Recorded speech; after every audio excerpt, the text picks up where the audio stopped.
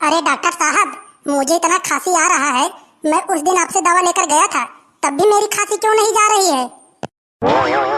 देखो बेटा, अगर तुम्हारा खांसी दवा से नहीं जा रहा है तब तुम दारू पी लो, दारू। अरे अजीब डॉक्टर हो यार। अरे दारू पीने से मेरी खांसी चली जाएगी क्या? ऐसे कह रहे हो तुम?